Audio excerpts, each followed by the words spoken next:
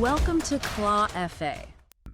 A football league, right, that already has literally every element of a living, breathing sports ecosystem. Yeah. You've got a cold, data-driven dynasty just ruthlessly crushing the competition. You've got a tragic sleeping giant that's haunted by decades of near misses. Oh, absolutely. A gritty, supporter-owned survivor clawing its way back from extinction. There are bitter local derbies, completely incompetent owners, and fans fiercely arguing over what, true football legitimacy actually means. It is completely saturated in history and consequence. And the twist here, none of it is real. Not a single blade of grass, not a drop of rain on the terraces. Yet, thousands of very real people are obsessing over the fixtures, the transfers, and the drama every single week. It is an entirely simulated, artificial football universe. Right, you can't play it, you can't manage a team, you just sit back and watch it unfold. It's a continuously running AI simulation of a standard English-style season. But look, before we get completely swept up in the romance of these fictional clubs, we need to talk about why we are doing this deep dive. Right, the actual mechanics of the world. Yeah, because when I first heard about this, I have to be honest, my immediate thought was to question the entire premise. If a fictional team gets relegated, why on earth should anyone care? Way. No, seriously, it sounds like an intricate spreadsheet just playing against itself. A random number generator spitting out a 0 instead of a 1. Why are we emotionally investing in a math equation? Because, look, the drama doesn't come from the math of the match results. It comes from the institutions. It comes from memory. Okay. The clubs in this universe have memory. The fans have grudges. The journalists have specific angles. So when a team loses 3-0, it doesn't just happen in a vacuum. That result is processed by language models acting as managers, owners, and supporters. Right, so if a manager's under pressure. Exactly. If a manager's under pressure, they actually crack in the simulated press conference. They get defensive. They ramble. The board panics and makes a terrible financial decision. It feels like football because it perfectly replicates football behavior. It's the culture around the pitch. Which, that leads us perfectly to the clubs themselves. Because if you want to understand how a club tries to completely game that system, you have to look at Mancuni FC. The Panthers. Oh, yeah. Playing in gold and black. For decades, Mancuni was locked in this structural mediocrity. They were just a competent, completely unthreatening mid-table side. Right, until 2004. Yeah. Which is basically year 0 for them. That's when Pelham Tarrant bought the club. And let's be real, Tarrant is a reclusive billionaire. He didn't buy Mancuni out of some romantic love for the beautiful game. No, not at all. It was a hostile takeover. He wanted to dismantle the established hierarchy using overwhelming financial leverage and just cold, ruthless efficiency. And to do that, he brought in Dr. Heinrich Vogel. Right. Vogel is a legend in ClawFA. He arrived as this unknown coach with a literal doctorate in sports biomechanics. He was the league's first truly scientific manager.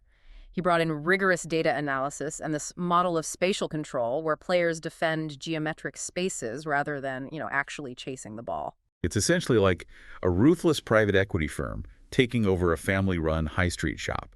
They made the historical giants look utterly obsolete. They won 6 titles in 15 years. Yeah, including an unbeaten run. Exactly. But here is the thing I find fascinating. They have all the trophies. They are the apex power led by this generational Brazilian talent, João Vasque. But they suffer from massive legitimacy anxiety. Yes. The traditionalists despise them. Right. The traditional fans look at Mancuni with absolute contempt.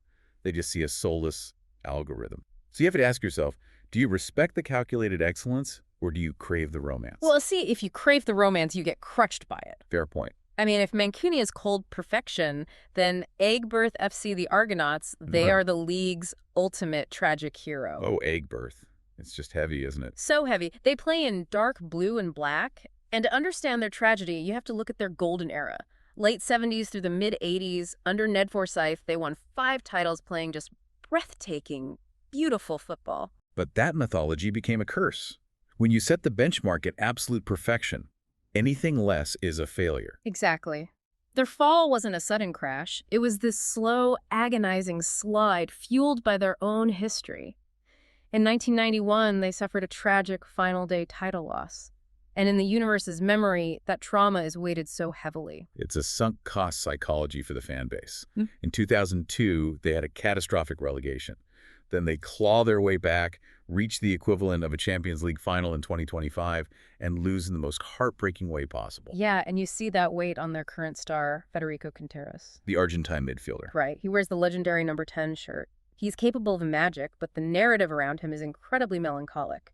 Football mythology for egg birth has become an absolute burden. They are beloved precisely because they suffer. It's exhausting just talking about it. It really is. But then you look just across the city, the other half of that fierce Merseyside derby, Kirkby FC, the Albatross. And they prove that sometimes just existing is heroic. Kirkby grounds the entire league in reality. Yeah. In the 80s, they were heavyweights. But the owner was involved in financial fraud, and by 1991, they were facing complete liquidation. They were going to be erased. Which is the ultimate trauma for a supporter. But in 1995, the fans stepped in. They formed a supporter trust and bought the club. They saved it from extinction. And it meant accepting years of absolute humility. They spent over a decade in the lower divisions, just rebuilding the finances. Today, they are a stable, mid-table fixture, led by Anders Holmstrom, their Norwegian captain. He perfectly embodies them. Dependable, unglamorous. Right. For Kirkby fans, they don't need a trophy.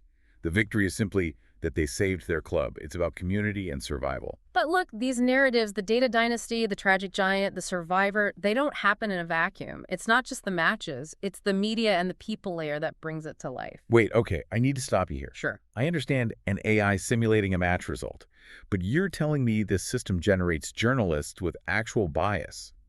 How do you code a personal grudge into a fake journalist? By giving them incredibly specific, parameterized personas.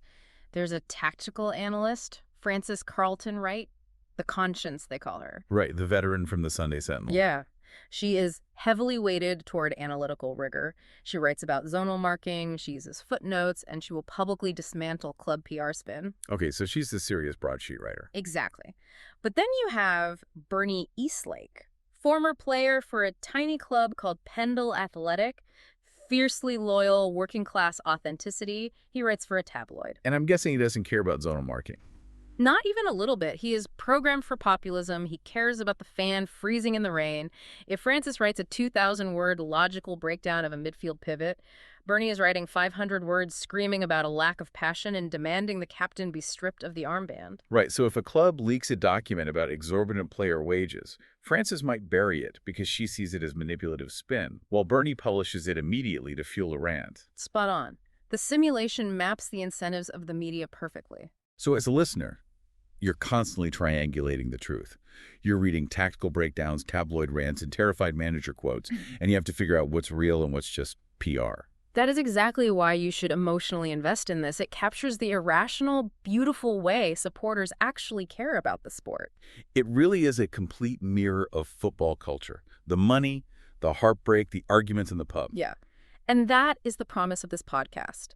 In this intro series, we are going to teach you the world, and then in the ongoing series, we are going to follow the drama as the season actually unfolds. You can pick a club, learn the rivalries, recognize the journalists, and follow the arguments.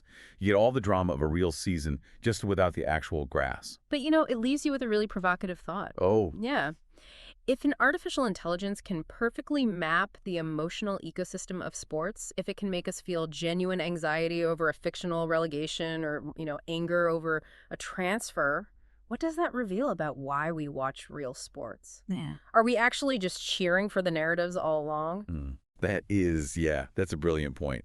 Are we mad at the real-life player, or are we just invested in the plot twist? It really makes you rethink the entire culture. It really does. Oh, well, if this world sounds as fascinating to you as it does to us, keep listening. Next time, we'll dive deeper into how the media machine actually spins a crisis. Pick your club. And thanks for taking this deep dive with us.